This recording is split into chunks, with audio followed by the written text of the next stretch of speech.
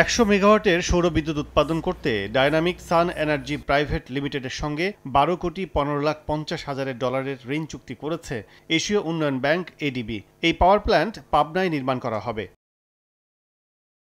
বিদ্যুৎ কেন্দ্রটি দেশের প্রথম বেসরকারি খাতের ইউটিলিটি স্কেল সোলার ফ্যাসিলিটি, যেখানে কিনা বৈশ্বিক অর্থায়ন এসেছে। এক্ষেত্রে 4,67,50,000 ডলার অর্থায়ন করবে এডিবি, 2,80,50,000 ডলার ঋণ দেবে আমস্টারডাম ভিত্তিক ঋণদাতা প্রতিষ্ঠান আইএলএক্স ফান্ড ও 4,67,50,000 ডলার দেবে জাপান ইন্টারন্যাশনাল কোঅপারেশনস এজেন্সি।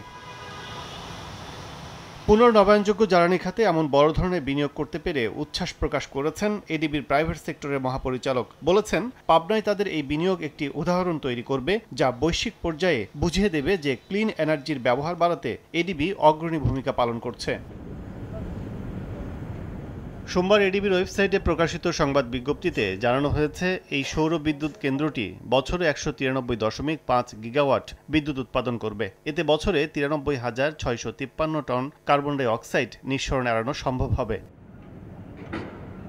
জানানো হয়েছে, ডায়নামিক সান এনার্জি প্রাইভেট লিমিটেডের মূল প্রতিষ্ঠান প্যারামাউন্ট টেক্সটাইল পিএলসি দেশে বেশ কয়েকটি পাওয়ার প্ল্যান্ট পরিচালনা করে আসছে কোম্পানিটি। কাজল আব্দুল্লাহ, সময় সংবাদ, ঢাকা।